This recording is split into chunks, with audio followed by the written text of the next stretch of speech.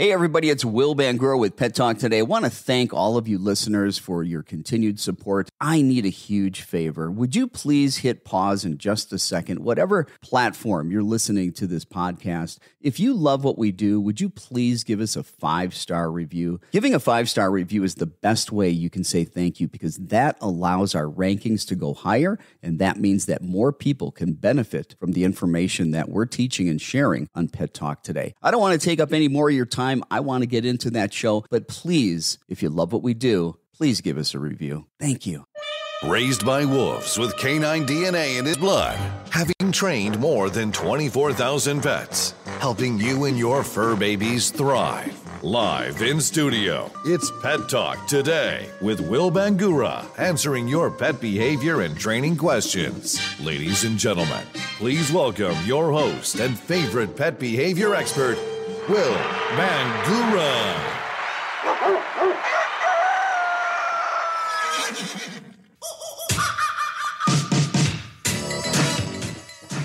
Good Saturday morning, pet lovers. It's July 8th, National Coonhound Day. Anybody have a coonhound?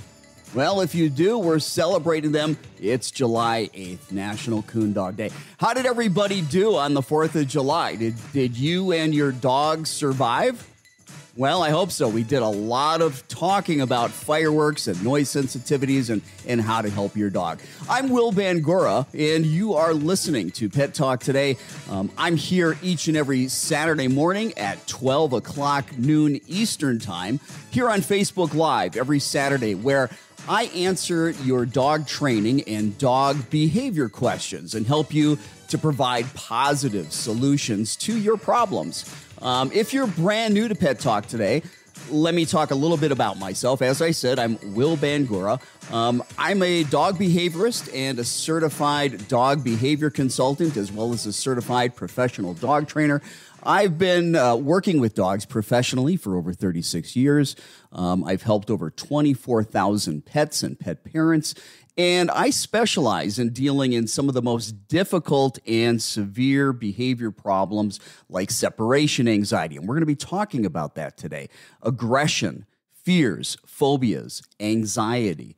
I also work with, the basic nuisance behaviors as well. So if you've got a problem that isn't quite as severe, if you've got a problem with barking or jumping or door dashing or getting on the counter or stealing your stuff or chewing things up, doesn't matter what the problem is, doesn't matter what kind of dog you have, doesn't matter how old your dog is, I can help you with any of the problems you have.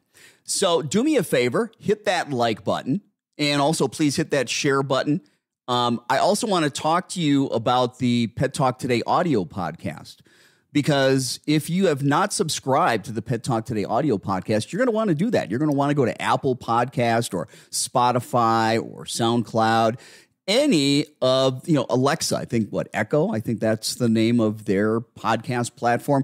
Go to Pet Talk Today. Do a Google search for Pet Talk Today podcast. Make sure that you subscribe, because oftentimes I'm going to be doing audio podcasts that are different, that are not here on Facebook. So you want to definitely make sure that you subscribe to the Pet Talk Today podcast. Also, if you're listening to us on a podcast, the audio podcast, and you love what we do, please give us a 5-star review. That way more people can benefit from what we do here at Pet Talk Today. As I said, I'm going to be talking about separation anxiety today. One of the things that we need to understand when it comes to separation anxiety is that things have, going the wrong way. Things have gotten much, much worse since COVID. So if you take a look at this graph, now this is talking about all kinds of anxiety. Noise sensitivity in 2022, that rose over 700% over 2020. So just in 2 years, noise sensitivity problems have gone up over 700%. If you look at the bottom of that graph, separation-related behaviors. Look at that. Look at the 2020 bar, the blue bar at separation-related behavior, and look at the red bar There's been an increase of over 295% when it comes to separation anxiety. And then also fear of strangers. Fear of strangers for the first time has outpaced noise sensitivities to take the place of the number one fear or anxiety that dogs have. So I want to talk about separation anxiety today because a lot of you are dealing with separation anxiety. One of the first things that we need to do is identify what is separation anxiety. When a dog has true separation anxiety, they are having a panic attack. It is pure fear and panic. Now, mild separation anxiety, you might hear some barking, some whining, some crying. The dog might be pacing or panting, maybe lightly scratching at the door, trying to get out.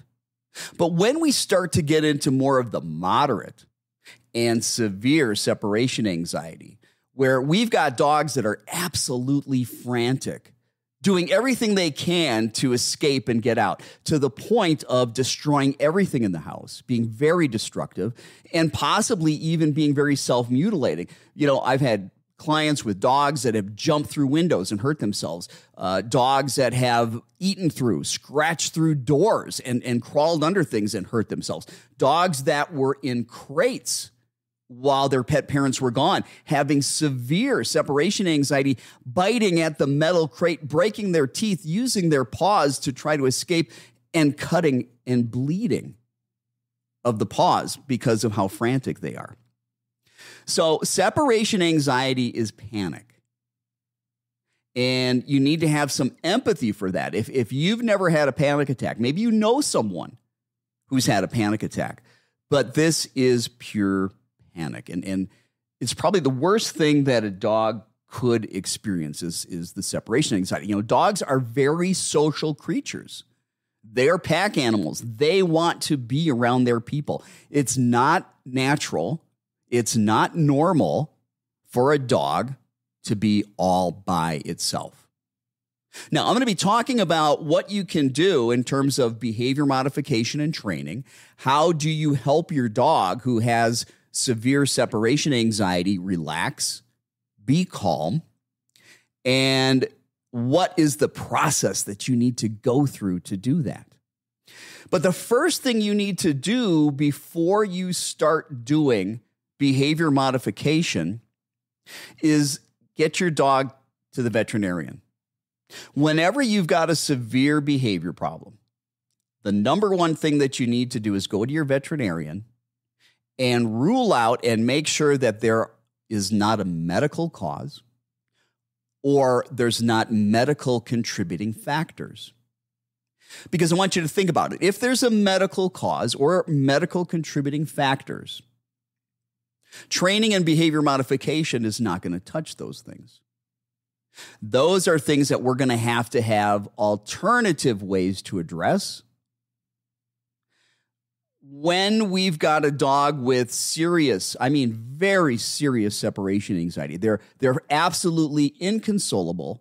They're frantic. They're destroying everything. They're probably peeing and pooping in the house, losing control of their bladder and their bowel because they're so afraid, harming themselves, hurting themselves.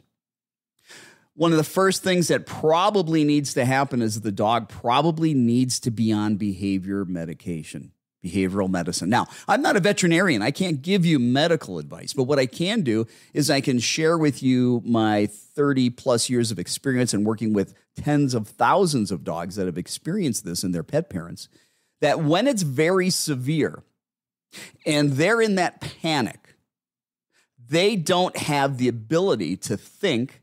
They don't have the ability to learn. The little bit of logic and reasoning that they can do, which is about that of a 2-year-old child cognitively, that shuts off. They are in a fight or flight state. So they're in the older amygdala, older part of the brain. They're not using that frontal cortex, the neocortex. They're not using the part of the brain that's responsible for thinking and learning and making sense out of the world, using logic and reason and critical thinking. Everything is instinct and it's fight or flight. when they're in that state, there is no training and behavior modification that is going to help. When they're in that state, they are not in a position to learn, and they're not going to be able to remember.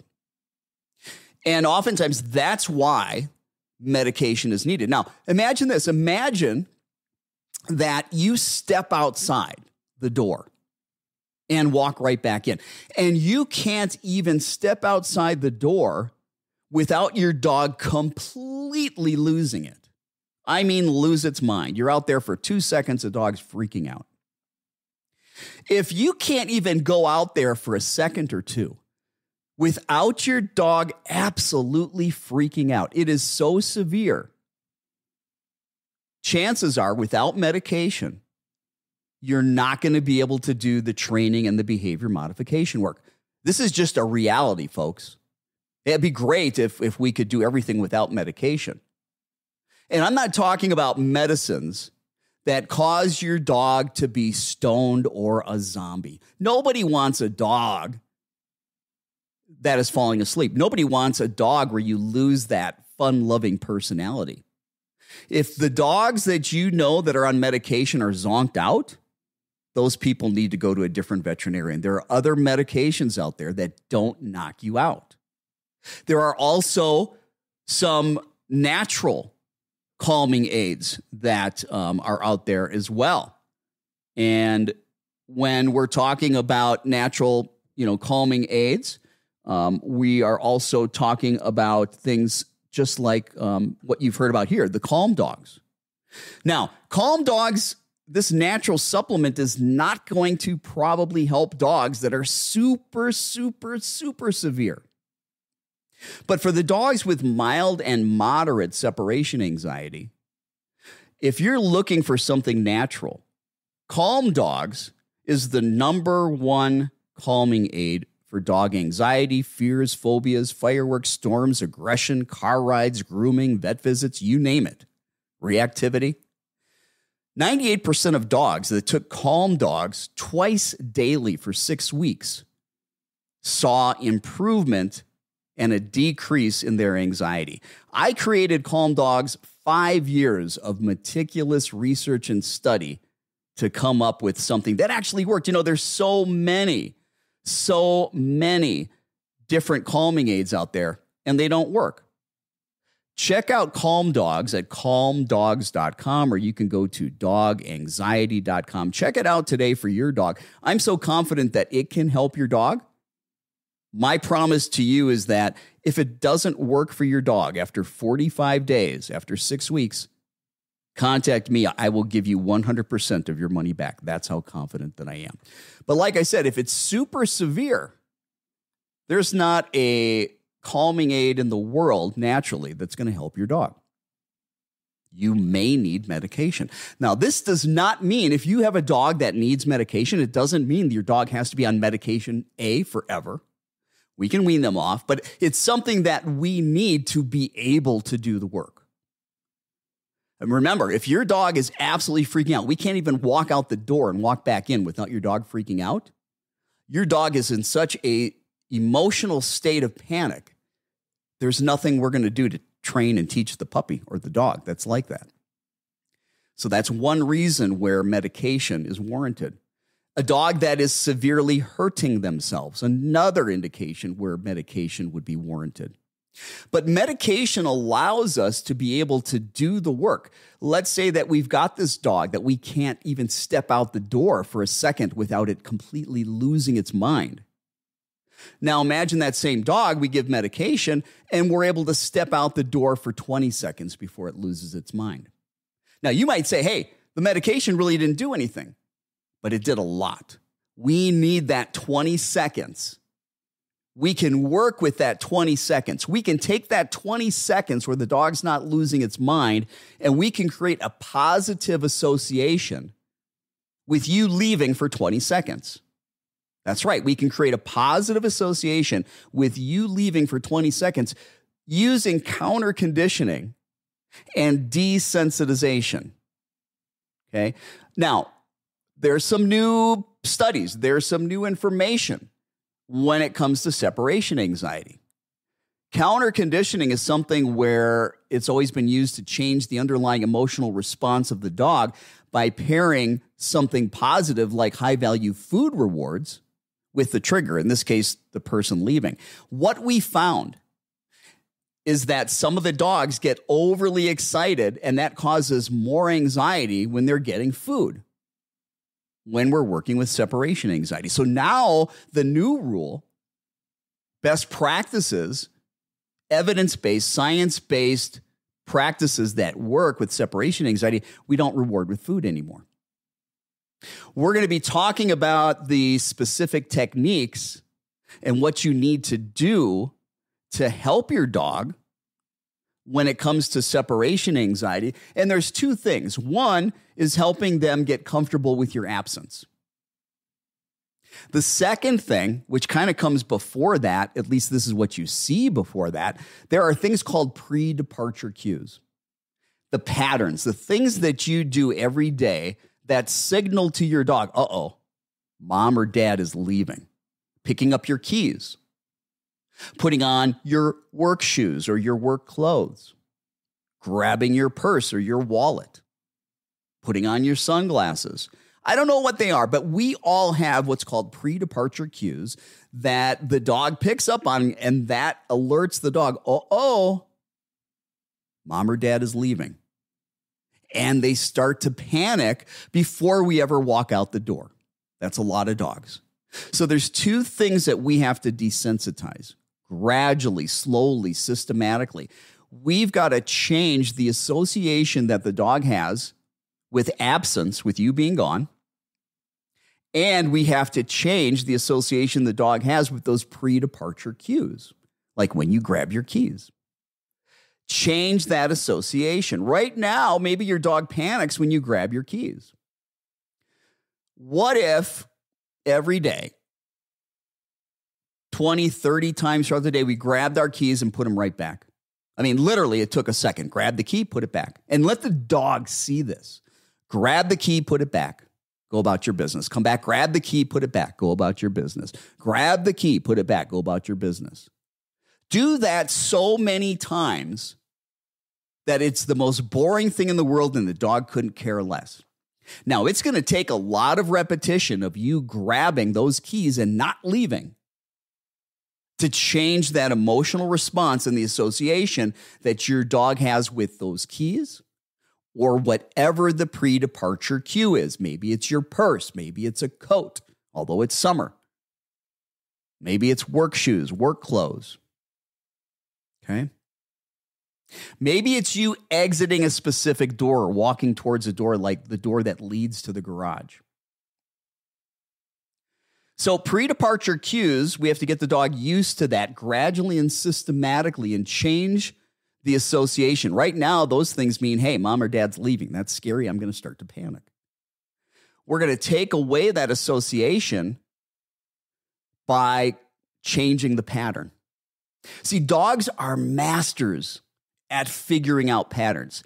Dogs go through their life, through the world, looking at cause and effect, black and white associations. That's how they think. That's how they make sense out of the world. Everything's black and white. Everything's a cause and effect association. And like I said, they're masters at picking up patterns. And we've got patterns to what we do. We've got patterns to when we leave and what we do as we're getting ready to leave. And those patterns become pre-departure cues. So we've got to change that as well as change the dog's response when we leave, when we're absent. Now, there's a lot of myths when it comes to separation anxiety. Take a little quick drink of the coffee here. So with separation anxiety, like I said, we've got a lot of myths. The first myth would be dogs with separation anxiety are just being manipulative or spiteful. And the fact of the matter is dogs don't experience spite or manipulation. They don't experience that like humans do. Separation anxiety is a genuine psychological condition in which a dog experiences distress when separated from its pet parents or a particular person. Now, this distress can manifest as behaviors like excessive barking, chewing, or pacing, and some of the other things that we talked about. Now, myth number 2, punishment will solve the problem. Now, if you've been watching for a while, you know about punishment and my thoughts on it. But punishing a dog that's suffering from separation anxiety can often, and most always, make the problem worse. Anxiety is not a behavior. Think about it. Anxiety is not a behavior that can be corrected through punishment. It's an emotional response to a trigger, you leaving or the pre-departure cues. It's an emotional response that needs to be addressed in a very sensitive and understanding way.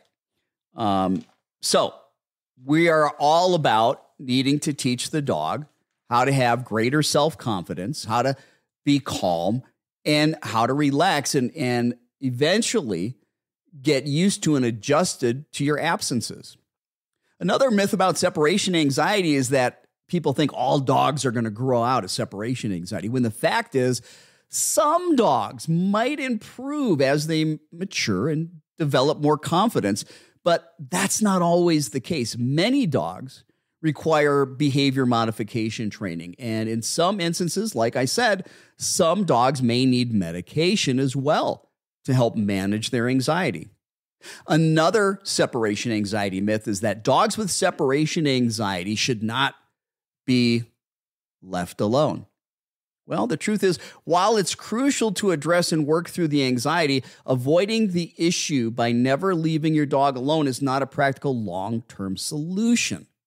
Gradual desensitization to being alone, along with positive reinforcement training and sometimes professional intervention, can help address the problem. Now, we're going to be talking more about absences and about, should you leave the dog alone? Should you not leave the dog alone? How do you address that? How do you deal with that? We're going to talk all about that. Myth number 5, leaving the TV or radio on will cure separation anxiety, when the fact of the matter is, while some background noise may help soothe some dogs, that's not the case with most of the dogs. Every dog is different. It's important to find a unique combination of techniques and strategies that are going to work best for your individual dog.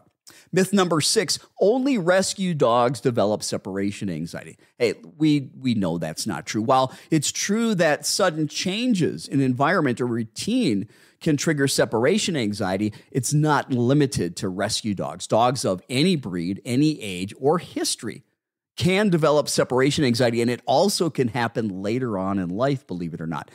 Myth number 7, crating will solve separation anxiety. While crate training can provide a safe, secure space for dogs and can aid in house training, it's not a one-size-fits-all solution for separation anxiety.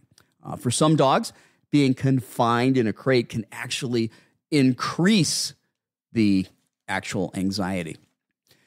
Now, let's start talking about what we need to do to address separation anxiety. The first thing that needs to happen, and nobody likes this. Now, this is not the fix, but it's the first step to the fix. You have to suspend all absences. What does that mean? That means while you're doing the training, while you're doing the behavior modification, while you're training your dog to be calm and relaxed and to handle you being gone, while you're doing that work, your dog cannot be alone. It's not until after you've done the behavior modification, it's not till after you've done the training, it's not till after your dog has learned to have a different emotional response to the pre-departure cues, have a different emotional response to the absence of the pet parent, that we can start leaving the dog alone. Now, I know a lot of you are saying, hey, how in the world am I going to do that? But let's first talk about why it's so important. I'm going to use an analogy. I've talked about this several times on different Pet Talk Today podcasts, but imagine the problem wasn't separation anxiety. Imagine the problem was a broken water pipe. What's the first thing that you're going to need to do in order to repair the water pipe that's broken? First of all, we got a mess. We got water going all over the place. It's a disaster. It's destroying everything. Kind of like when a dog has severe separation anxiety and they're destroying everything in the house. So can water from a broken water pipe. The first step, though, in fixing that broken water pipe is we've got to turn off the water completely. Once the water is turned off completely, now we're in a position to be able to start fixing the problem of the broken water pipe. But imagine trying to fix that broken water pipe and not turning the water off. We could be working really hard, right? Working frantically and getting nowhere. We're not getting results. What if we just turn the water off a little bit or turn the water down a little bit? We're still not going to fix that water pipe. We could turn it down to a trickle, and we probably are not going to be able to fix that water pipe. We need to turn it off completely. We fix the problem, then we turn it back on. When it comes to separation anxiety, that's exactly what needs to happen. It's not negotiable, people. I know you don't want to hear that. And I know you've got a lot of questions. What do I do? I've got to go to work. We're going to talk about that. But if you've got a dog, especially if you've got a dog with severe separation anxiety, it is not going to get better if your dog keeps experiencing these absences and keeps panicking and keeps having these just horrible emotional responses to the separation, the leaving. That's just going to get continued reinforcement. It's going to continue to get ingrained. It's going to continue to get more and more conditioned, and the anxiety is going to increase. So we have to start thinking about when we're doing the work, and we haven't even talked about the work yet, but we have to start talking about, okay, if my dog can't be left alone, what am I going to do for my dog? How am I going to help my dog? So we need a list of ideas to help you suspend absences for your dog. What are some of the things that you can do so that your dog doesn't have to be alone while you're doing the behavior modification work?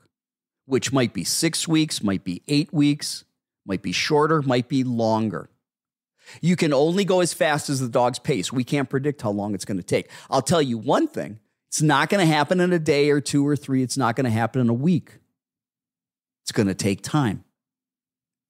While you are needing to stop having your dog be by itself, there are things that you can do. Doggy daycare. Instead of your dog being home alone, how about send your dog to doggy daycare? Just temporarily until the work is done and your dog can be home alone. How about getting a dog sitter? That's another option. A dog walker that can be with your dog. How about friends, family members? How about bringing your dog to work?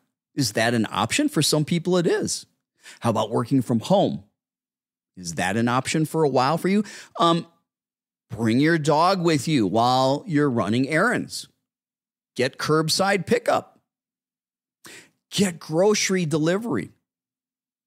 You can also get some help, perhaps, enlisting some people to help watch your dog when you can't. Maybe check out a church volunteer group or a community volunteer group. Is there a responsible teenager that you know that can watch your dog? How about a Facebook community group? What about the Nextdoor app? Ask your veterinarian, ask your groomer, ask your dog walker or dog sitter for referrals. Ask friends or family members for dog sitting referrals. Put up flyers up around the community, at community centers, at churches, at coffee shops. Ask your vet, ask your groomer if you can hang a flyer in their waiting room. Is there a college student that's looking for a side gig that maybe can watch your dog? What about a retired adult that's looking for a side gig and is bored? That'd be great. And then, of course, there are things that we can hire people for that specifically help with that. Is rover.com, care.com, wagwalking.com. All of those are options.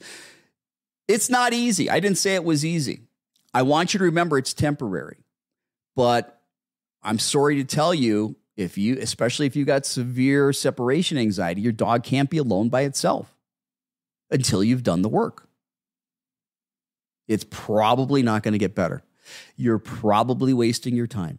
You're probably trying to fix a broken water pipe and water's running out everywhere because you didn't turn off the water. Turning off the water means we avoid the trigger. Avoiding the trigger means the dog's not left alone. Now, let's talk about gradual and systematic desensitization. Okay, let's talk about gradual and systematic desensitization. Gradual, not quickly. Systematic, step by step. This is a slow process. The first thing you need to do is you need to find out, where is your dog's threshold? Where does your dog begin to experience anxiety and stress related to your absence? Now, we're going to take those pre-departure cues that we were talking about, whether it's getting your keys, getting your shoes, putting on a certain coat or work clothes, grabbing your purse or your wallet, going to a certain door to walk out. We're going to address those in just a second. We're going to talk about the actual absence, you walking out the door. First thing you need to do is find out where your dog's threshold is. That is, how long can you be out before, this is before your dog starts to experience stress. Now, what we need to do is we need to set up some kind of a camera and a microphone. You know, they've got nanny cams, baby monitors. You can set up your own smartphone. You know, like I've got an iPhone, I could put it on FaceTime the dog, set it up, and I'm watching and hearing what's going on.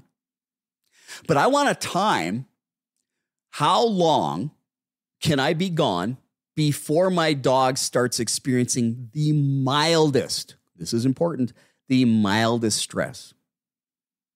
Okay? And what I want to do is I want to then, let's say that's 20 seconds. Maybe I'm gone. I'm watching my dog on a camera, listening to my dog as I'm gone, and my dog's okay, but after about 20 seconds, my dog starts to pace, or my dog starts to pant, or my dog starts to vocalize, or starts scratching at the door, grabs something in its mouth that doesn't belong to the dog, or starts destroying something. I'm going to take a look at what was that time stamp. Where was it? Right before it happened. So if I want to go out for 20 seconds and I find that, hey, my dog starts getting the first signs of stress at 18 seconds, I'm going to start going out that door for about 12 to 15 seconds, and I'm going to come back in. That's all I'm going to do. I'm going to go out the door, 12 seconds, come back in. Go out the door for 12 seconds, come back in. Go out the door for 12 seconds, come back in. Go out the door for 12 seconds. In, out, in, out, in, out, in, out. I did not coin this term, but I want you to think about this and remember this. Be a bore at the door. We want the act of you going in and out that door to be the most boring thing that your dog ever experiences. Your dog is going to need to see you go in and out that door so many times at 12 seconds, which, by the way, doesn't bother the dog, that it happens so often that your dog doesn't even care to watch you go out the door at 12 seconds. Okay? You're going to do that for about a week or two. Every day, you need to go out as often as you can. Just in and out, in and out, in and out the door, in and out the door. Okay? In and out the door for 12 seconds. And that's if your dog goes over threshold at 20 seconds.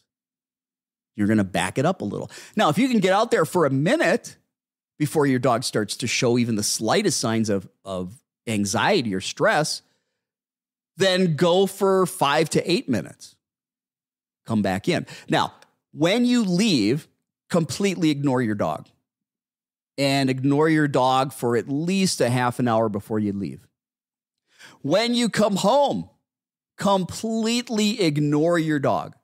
One of the things that worsens separation anxiety, one of the things that contributes to separation anxiety, is when the pet parent makes a big deal about leaving. Oh, I'm going to see you later. Be a good dog. It's okay. Mommy, daddy's going to be back. Be a good dog. That's problematic. That gets the dog amped up, puts them already in a state of heightened anxiety and arousal. Even though you might think they're having a good time, we're getting them amped. We don't want that. We want them calm. We want them relaxed. We want them completely aloof. We want our leaving to be boring to them. Okay? So, in and out the door, for the amount of time that your dog can handle before it gets upset. And you're going to do that over and over and over as many times as you can every day. And you're going to do that for a duration of time. Maybe it's going to be a week. Maybe it's going to be 2 weeks. I don't know. As you add more time, let's say we're at about a minute and we're out and we've done that for a week or two, in and out, in and out, in and out. We're a bore at the door. Then after a week or two, maybe now we're going to add another additional 20 seconds. Now, have that camera going. Make sure there's a microphone so you can hear your dog as well as see your dog. Because again, at any point, if your dog starts showing even the mildest signs of stress and anxiety, you've gone too long, too soon. You need to shorten the absence and the duration. You've got to keep your dog below threshold. If your dog experiences stress with you leaving, we're doing it wrong. Your dog has to not experience stress with you leaving, and that's got to happen over and over and over and over and over, many, many, many, many times to recondition and change the dog's emotional response to being aloof. Now, at any time, I'm going to say it again, you start adding more time of absence. Your dog starts to get upset. You have added too much time too soon. You need to back up and shorten the time. Little by little, gradually, systematically, you're going to add more and more time to your absence. Remember earlier we talked about how dogs are masters at figuring out patterns, that the way they understand the world, the way they think, the way they process information, is they're looking for black and white cause and effect associations. Okay? Well, if every time we walk out the door, it keeps getting longer and longer and longer and longer, even though the dog is below threshold, we've got a dog that's not showing signs of anxiety. There are some dogs that all of a sudden, boom, as we're adding time and things are going well, now all of a sudden we've got a dog that's getting anxious. Why? We were doing everything right. The dog, and not every dog, but some dogs, they're going to figure out the pattern. They're going to say, oh my God, every time my mom or dad leaves, it's longer. Oh my God, it's going to keep getting longer and longer and longer. And they start to panic again. So one of the techniques that you need to be mindful of as you're doing the work, as you're doing the behavior modification, the gradual and systematic desensitization with the dog, as you're adding more time to your absence, you're going to need to vary the time and vary it at different times that you have an absence. What do I mean by that? All right, let's say we've gotten up to 4 minutes. I'm walking out that door for 4 minutes. I come back in. I walk out the door for 4 minutes. I come back in. I walk out the door for 4 minutes. I come back in. I walk out the door for 30 seconds. I come back in. I walk out the door for 4 minutes. I come back in. I walk out the door for 4 minutes. I come back in. I walk out the door for 4 minutes. I come back in. I walk out the door for 2 minutes. I come back in. I'm throwing in short duration absence while I'm doing the longer duration. I'm mixing it up. I'm varying the time. In the long run, yeah, we're getting longer and longer and longer. It's kind of like the stock market where it goes up and down, up and down, up and down, but we want the trend to continue to go up. So we want the trend to be, we're adding more and more time to our absence. But as we're doing that, we need to present the dog with short duration absence as well. So the dog doesn't figure out, hey, there's a pattern. that it keeps getting longer and longer and longer, and then the dog starts getting upset. Does that make sense? Really important to do that. Okay. Now, that same idea kind of brings us around to pre-departure cues. Those are the things that we do in our day-to-day life, our day-to-day activity that will signal to the dog, uh-oh, mom and dad's going somewhere. What are some of those things? Well, we talked about it earlier. Grabbing your keys. Maybe putting on work clothes. Maybe work shoes. Maybe grabbing your purse. Maybe grabbing your wallet. You know, as you start to think about it, what are the things you do as you're getting ready to leave? And at what point does your dog start to get nervous? Because dogs typically will pick up on those pre-departure cues. They happen every day. We're creatures of habit and pattern. And it signals to them, hey, mom and dad's going. So they oftentimes start getting the separation anxiety and the distress and the panic before we walk out the door. So there's two things we've got to desensitize. Yes, the time duration of the absence, we have to definitely desensitize that. But we also have to desensitize and change the perception, the association, and the emotional response when you grab your keys, when you grab your purse, when you put on work clothes, whatever the pre-departure cue is. So one of the things we begin to do is present those pre-departure cues and not leave. Because right now they're all associated with leaving. Okay? And remember, let's rewind. We're not leaving the dog alone. Remember, we've got dog sitters, family, friends. We've got volunteers, a responsible teenager. We've hired a pet sitter. We've taken the dog to doggy daycare. The dog is not being home alone while we're doing the work. I then start working on my pre-departure cues. I grab my keys, I put them back. I grab my keys, I put them back. Grab my keys, put them back. Grab my keys, take a step, put them back. Grab my keys, take a step, put them back. Now, at any point the dog starts getting nervous, I've had those keys out too long. It might be just reaching for the keys and not even grabbing them and having them out for a while. If that's where your dog's anxiety starts, then you just start reaching. Reach, pull back, reach, pull back, reach, pull back, reach, pull back. If you can get to grab the keys and put it back. If you can grab the keys and hold it, grab the keys and hold it, put it back. If you can grab the keys, hold it, and take a step towards the door, do that. But you've got to look at, where does my dog begin to show distress? And you got to just back up before that. And that's as far as you can go for a while, repeating that pattern. And you're going to do that with each and every pre-departure cue. Okay. I'm Will Bangura. If you are just joining us, I'm here on Facebook Live and I do the Pet Talk Today audio podcast each and every Saturday at 12 noon Eastern time. I'm here for an hour where I answer your questions and help you with your dog behavior and training issues. Today, we're talking about separation anxiety. Now, if you've got a question about your dog's training, if you've got a question about your dog's behavior, do me a favor, go ahead and type that question in the comments section below. And also let me know where you're watching from. Where are you watching from? And what kind of dogs do you have?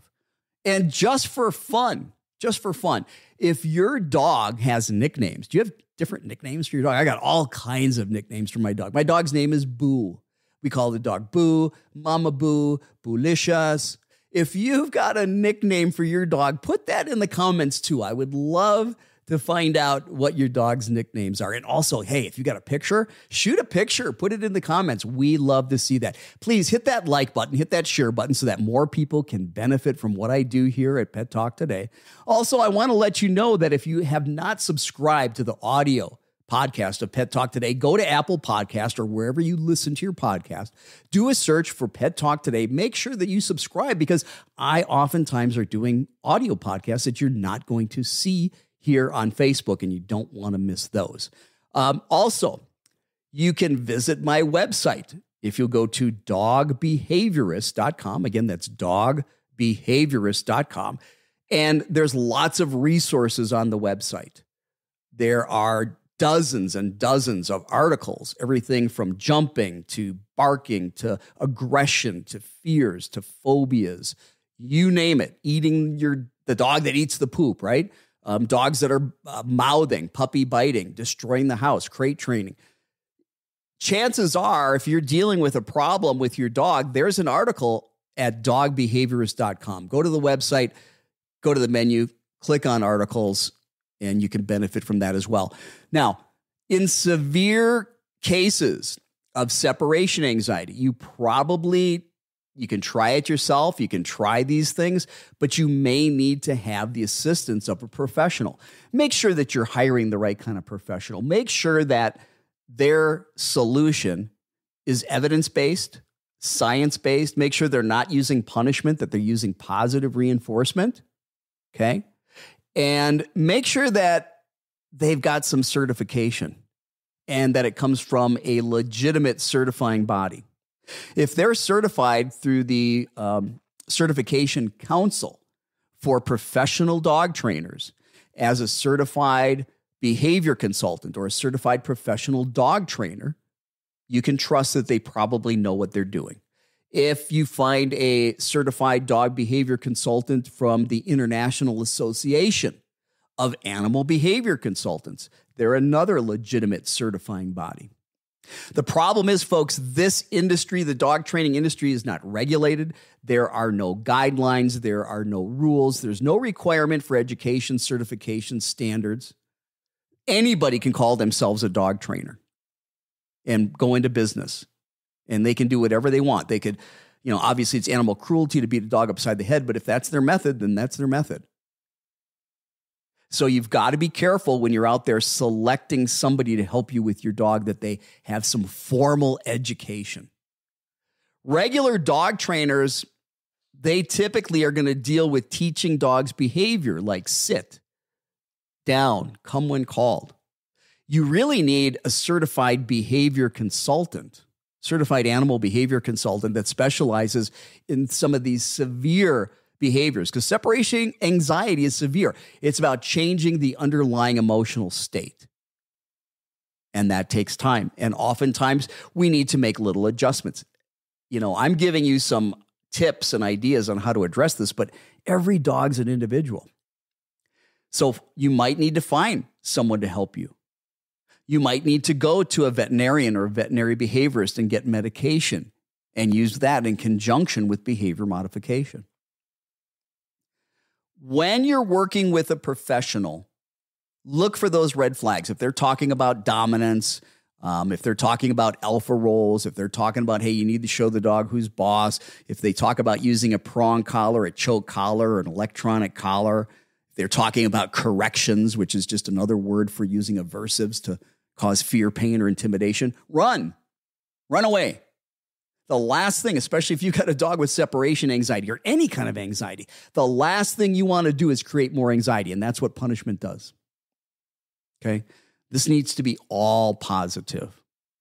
And these things work. Hey, I've had dogs that and pet parents with dogs that have had just horrendous, severe separation anxiety, where, remember I was talking about you can't even walk out the door for a second and the dog is losing its mind, where the dog is defecating because of fear, urinating because of fear, destroying everything, hurting itself, trying to get out, causing itself to be bloody, being frantic, inconsolable.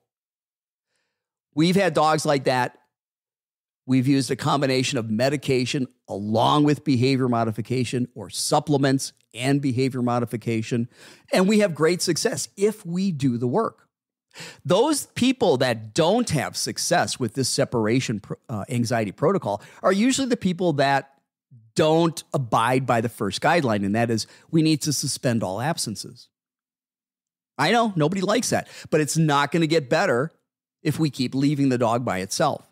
So while we're doing the work, we need to figure out who's going to watch the dog. What am I going to do with the dog for this month or two that I've got to do this work? Is it doggy daycare? Do I need to hire a dog sitter? Do I have family or friends or a responsible teenager that can help me? These are the things that you need to do. Now, we talked about gradually and systematically adding more and more time to your absence, okay? We talked about the pre-departure cues and how to desensitize your dog to those cues. And that's getting that stuff out. Getting dressed for work, not leaving. Taking those clothes off, getting your regular clothes on, then going back, putting the work clothes on, doing that 5 or 6 times. I know it's a pain. None of this is difficult, but it sure is inconvenient. And I understand that, and I can empathize with you. And I know it's a challenge, but your dog is suffering. Your dog is panicking. These are things that we have to do if we want to be successful.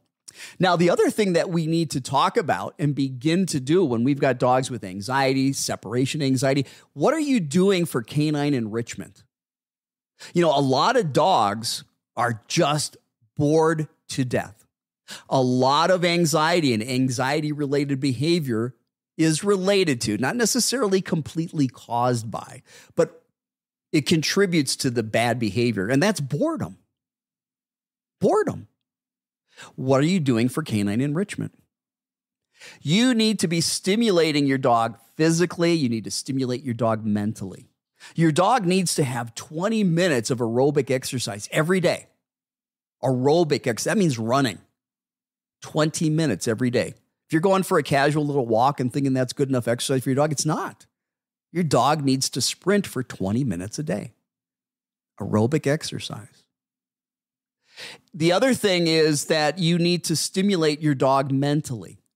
Getting puzzle games, any kind of a scent work game. I love the puzzles where you hide the treats and the toys and they got to find it. But you could just hide treats or your dog's food around the house and make your dog have to forage and search for it. That's the way dogs got their food when they were in the wild. Nobody put it in a bowl and gave it to them. They had to forage for their food. So, getting a sniff mat, doing scatter feeding, these are things that can help stimulate them. Getting puzzles, okay? If you're not familiar with canine enrichment and how to stimulate them mentally and physically, again, you can go to my website at dogbehaviorist.com. Go find the articles. I've got an article on canine enrichment. Go to the article section at dogbehaviorist.com. Find the article on canine enrichment. Also, if you're not familiar with counter conditioning, if you're not familiar with desensitization, which are the tools that we use to help any dog with anxiety, fears, phobias, aggression, reactivity, you need to listen to the Pet Talk Today audio podcast number 98. Episode 98. Episode 98 is over an hour of counter conditioning and desensitization. Check that out. Also, go to the dogbehaviorist.com website, go to the articles section, find the article on counter conditioning and desensitization. And after you read through that article, if you get down to the bottom of the article, you're going to see that podcast. I highly recommend that you get that. The other thing, dogs with their anxiety, it can be displayed and it can be shown in very subtle signs. You need to understand canine body language, or you might be having a dog that's having stress and anxiety and you're not seeing it because you don't recognize the little signs like a yawn, a tongue flick, a paw raise, or a lift. So Brenda Aloff wrote a great book. You can get it on Amazon. And the name of the book is Canine Body Language, an Illustrated Guide. But if you go to my website, I've got articles on canine body language at dogbehaviorist.com. And there are resources within the article on canine body language at my website, dogbehaviorist.com, that you can find some illustrated guides to canine body language, an online course to canine body language, some free videos on YouTube for canine body language, as well as Brenda Aloff's book on canine body language. But that's critical. Understanding canine body language when you've got a fearful, aggressive, anxious, reactive dog, you are not going to have success if you don't know their body language. So that's absolutely critical. Need to take a second to talk about Calm Dogs, our sponsor, not just our sponsor, but a labor of love for myself. I created Calm Dogs. Calm Dogs is the #1 world's best calming aid for dog anxiety, or it's free. You know, there's a lot of calming aids out there, natural calming aids that make a lot of promises. Unfortunately, if you've tried them, you know, like I learned, that most of them don't work or they do little to nothing. It was because of that I did 5 years of meticulous research and development to create Calm Dogs. Calm Dogs has 21 natural ingredients, vitamins, minerals, herbs, amino acids that are there to help calm your dog. It's non-sedating. It will not sedate your dog. It does take a few weeks to kick in. It's like medication. But go to calmdogs.com, learn more about it, or go to doganxiety.com. Again, that's calmdogs.com or doganxiety.com. It comes with a 100% money-back guarantee. My promise to you is very simple. It either works for your dog or it's free. But check out Calm Dogs. Let me take a look at the comment section here and see if I've got any questions here. Let's see. Janice, good morning. Good morning. Brian, good morning. Okay. Yvonne says, hello, my pet goes crazy barking when I leave. Her name is Ozzy or Osi, which is a miniature Australian Shepherd. And I just lost your comment. Where is it here? Who I also call Pumpkin. Oh, I love it. And you live in Coachella Valley, California. Beautiful place, Coachella. Wonderful, wonderful. Like I said, if you've got a dog that has separation anxiety, you need to have a lot of empathy for your dog. Your dog is having a severe panic attack. Your dog doesn't want to do that. And listen, you know, another myth that's out there is that if you console a dog that has anxiety, you're going to make it worse. No, you're not. Anxiety is not a behavior. It's an emotional state. You can't reinforce an emotional state.